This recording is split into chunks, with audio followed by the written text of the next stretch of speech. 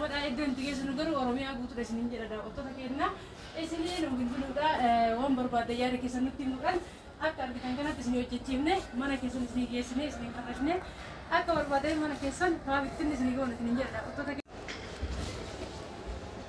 Assalamu alaikum warahmatullahi wabarakatuh. Asha markafune kabajamtoota daawwattoota Asha inda gadirtu. Akkam jirtan nagaa jirra alhamdulillahi rabbil alamin. Daawwattoota keenya har'a mana majlisatitti argamnee jirra daawwattoota keenya. Egaa kabajamtoota daawwattoota keenya har'a waan haaraa fi istiidiyoo haaraa qabannee akkuma sibiiliyaan akkuma argaa jirtan kana har'a meeshaa obboleettii keenya Nafisaa qabannee dhufne jechuudha. Meeshaa obboleettii keenya Nafisaan as Shaashamannee deema jechuudha. Egaa kabajamtoota daawwattoota keenya meeshaan kun meeshaa baay'ee kwaalitii ta'ee fi akkuma san immoo meeshaa tokkoffarraa ta'e irraa kan hojjetamedha. Nafisaan baay'ee kana bichaa miti meeshaa baay'ee qabdi jechuudha. Dolaaba qabdi, algaa qabdi, Arabiyaan majlisii qabdi, akkuma san immoo ammallee tiivistaandii qabdi jechuudha. Egaa ammaaf tiivistaandii Arabiyaan majlisii isin agarsiifnee raawwannee meeshaalee biraatti kenna. Meeshaan kun immoo baay'ee amma asitti viidiyoo hojjennee eegas immoo tusan immoo majlisii maannoo dolaaba fi farnicherii hundaa bakka tokkotti isin agarsiifna jechuudha. Egaa kabajamtoota daawwattoota keenya amma naashaan maalummaa isaa boondidii kana tokkoon tokko isaa isinitti himti.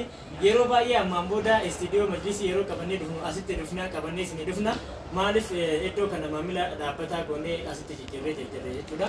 Asumaan kana qabatanii beeytanii isinillee asiin dhuftanii akka nu hojjetan isiniin jenna. Yeroo meeshaa isin hojjetan immoo meeshaa baay'ee kwaalitii ta'ee fi boondidii tokkoffaa ta'e maal aadaa jedhamurraa isin hojjenna jechuudha. Kanammoo yeroo hundaayyuu yoo nu ajajjan dhuftanii kana bannee isin agarsiifne jechuudha. Isin akkuma isin argaa jirtan kana dhufnee bannee isin agarsiifne irraa hojjetuu dandeettan jechuudha. Meeshaa boondidii tokkoffaa ta'e irraa jechuudha akkuma argaa jirtan kana. Kanaaf egaa kabajamtoota daawwattoota keenyaa haga dhumaatti nu wajjin taataniitiin akka xalabattan isiniin jedha.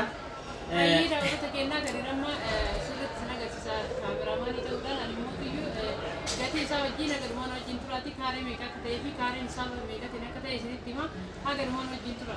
Egaa warroonni yeroo baay'ee eessatti argamtan jettan immoo nuti Adaamatti argamna. Adaamatti argamna jechuudha. Yeroo baay'ee immoo nu hunda bakka feene isin geessina jechuudha kabajamtoota daawwattoota keenya. Akkasuma Aashaa nama isin agarsiisaa jirti boondidii kana jechuudha.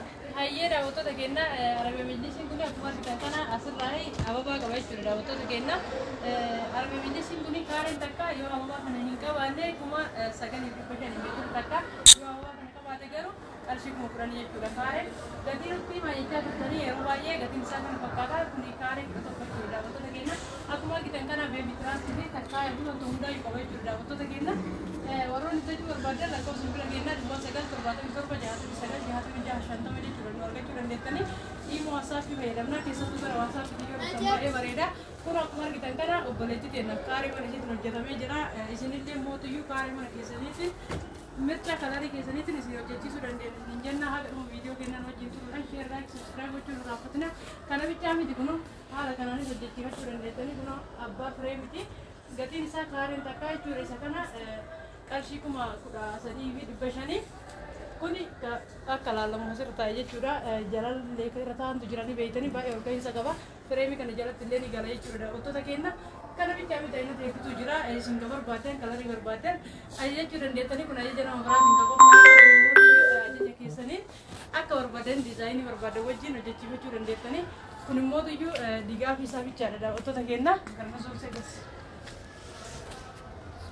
Kun immoo digaaf isaa bichaadha girgiddaa jala akkatti gala jechuudha daawwattoota keenya.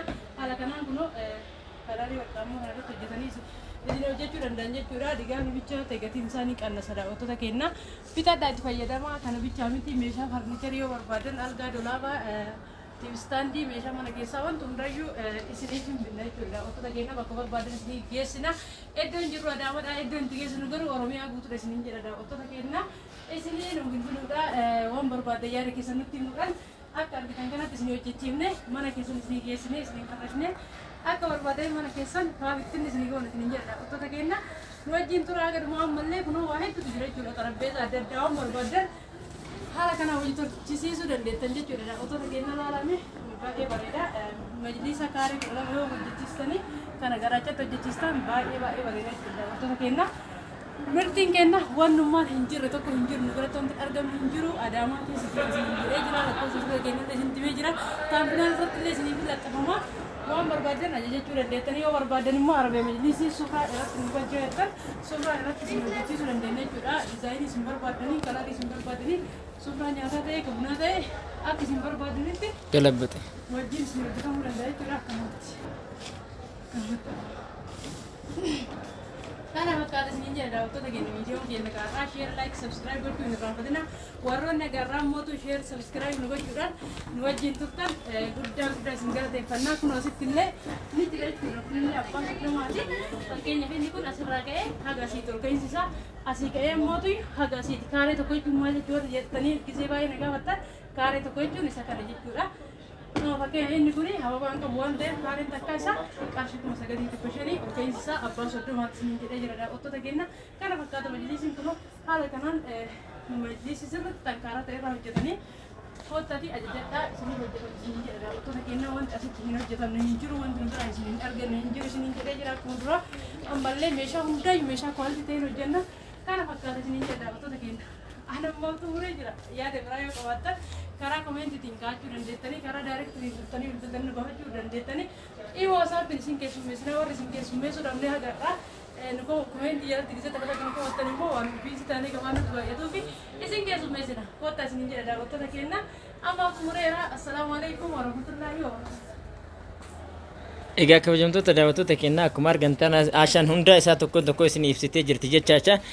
Inni kuni abbaatii Kinasii Soddomaati. Yaani akkuma uffataa fi fakkeenyaaf uffanni isaa kun yoo jijjiirame waagaa namni isin isinitti himte kun hin jijjiiramaa jechuudha. Kana yoo isiniin jedhu ababaan kun tokkoon tokko isaa gatiin isaa addatti bahaa jechuudha.